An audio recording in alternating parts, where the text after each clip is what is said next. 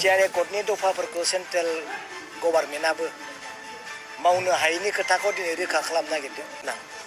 जाय लाइजामखौ दिनै मोनथियाब्ला जों दिनै थानो हाया।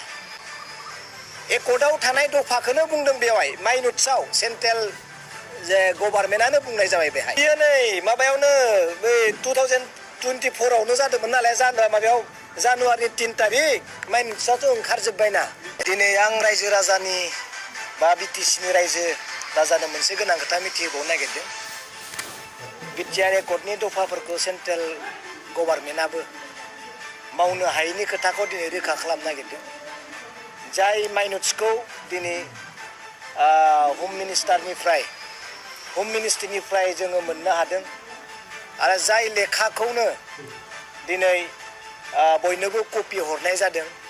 बे लेखायाव दङ बिटिआर एकर्डनि दफाफोरखौ मावफुंनो थाखाय जिहेतु आसाम सरकार आरो सेन्ट्रेल सरकारजों बिटिआरनि सिगनेटारिसफोरा माहारियारि आफादफोरा अहरह नाजागासिनो दंमोन। गोबां दफाफोरखौ मावफुंनो थाखाय सेन्ट्रेल सरकाराव दिल्लीयाव थांनानै गुवाहाटीयाव थांनानै रायजो राजानि गेजेराव दिन्थिदोंमोन जाफुंनांगौ मावफुंनांगौ होननानै। नाथाय नैबे लाइजामा दिनै बिटिआर रायजोनि थाखाय गोबां दुखु गोनां।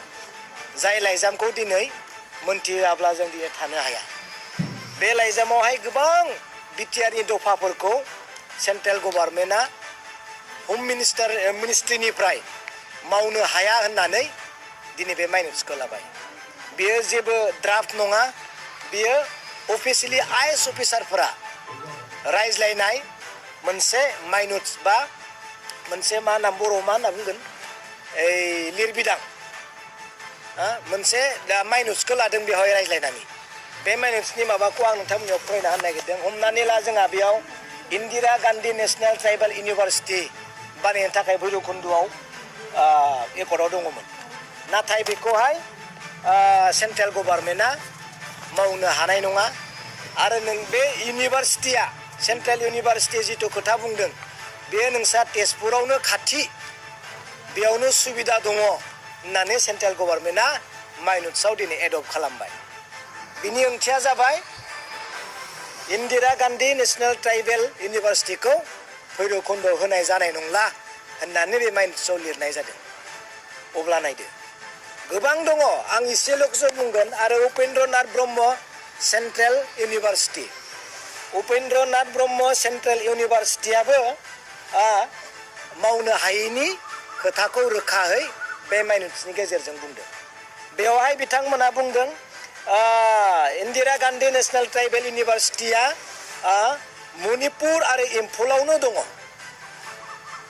मणिपुर आरो इम्फलावनो दङ।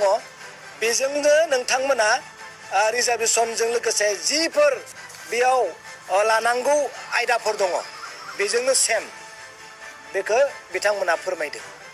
बिनि ओंथिया जाहैबाय इन्दिरा गान्धी नेशनेल ट्राइबेल इउनिभारसिटिखौ बिटिडिआव गायसननाय जानाय नंला होननानै नैबे माइनुट्सनि गेजेरजों रोखायै फोरमायदों।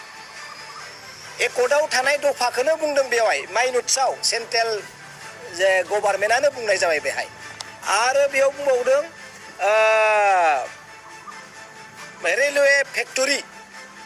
रेलवे फेक्टरि बानायनायनि मोनसे प्रजेक्ट दंमोन जोंहा बिटिआर एकर्डआव।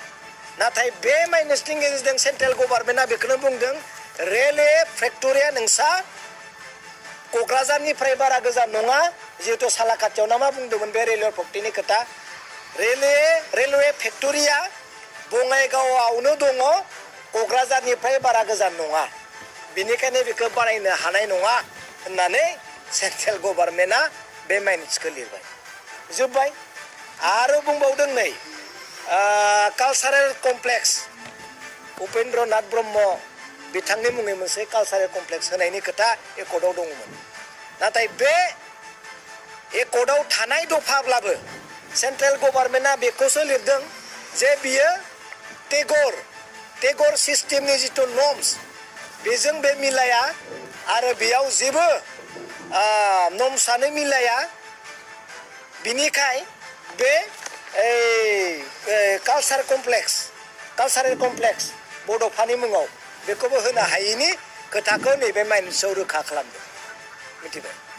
आरो बेखौ बुंदों आं सर्टआव बुंबाय Sports Authority of India centre Chirang आरो बाक्सा एखे खोथाखौनो बेयावबो बिथांमोना मावनो हायैनि खोथाखौनो माइनसाव लिरदों बियो नै माबायावनो बै 2024 आवनो जादोंमोन नालाय माबायाव जानुवारि 3 तारिख माइनसाथ' ओंखारजोब्बायना ओंखारजोब्बाय बिटिआर एकर्डनि दफाखौ सेन्ट्रेल गभर्नमेन्टआ जाला होननानै माइनसाव लिरबाय नै होननाय लोगो लोगोनो जोब्बाय आंथ' गोबां लिडारफोरजों आइएस अफिसार एसएस अफिसारफोरजों रायलायबाय बेनो फाइनाल मेसेजबो हरबाय बेनो फाइनाल कुनु ड्राफ्ट नङा बे फाइनाल माइनुटसो बियो बबेबा माबायाव थां इम्फलाव थां होननानै बुंखाजोब्बायना हाया होननानै बुंखाजोब्बाय नङा होमबा मा दंबावो आरो नै आरो बेयाव एनडिपिखौ सख'नांगौ रन्जन दैमारिजों लोगोसे गासैबो एनडिपिफोरखौ सख'नांगौ होननाय बेयाव जेबो लिरनाय गैया नाथाय मोनसेल' खोथा लिरनाय दङ बेयाव जे बिथांमोननो लन होनाय जादोंमोन एक्स ग्रेसिया बिथांमोननो एसे इनकाम खालामनो थाखाय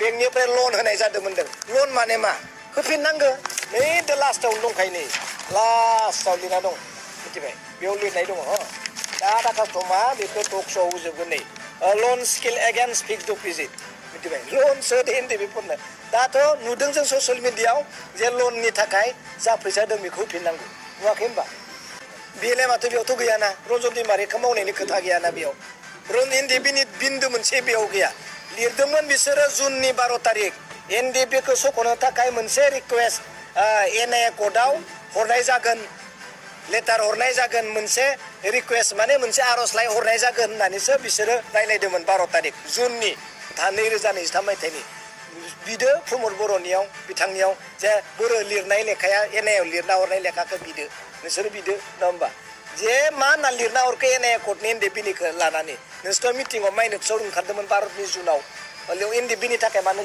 लिराखैसै लिरनाय कपि दंबा हरदो बेखौ बिनांगोन नोंसोरो मिथिबाय दा अब्ला नाय दा दिनै नैबे माइनुटसो बियो जि खामानिया माइनुटसनि गेजेरजोंसो सरकारा इमप्लिमेन्टेसन खालामो नाथाय बे माइनुटसआव बिटिआर एकर्डनि बेसेबां दफा दङो मोनसेबो दफाखौ सेन्ट्रेल गभर्नमेन्टआ मावनो हागोन होननानै बेयाव लिराखै मिथिबाय नेगेटिभ लिरजोबदों बेयाव नोंसोरो नोंथांमोना नायबानो जायो ससियेल मिडियायाव होनाय दंखायो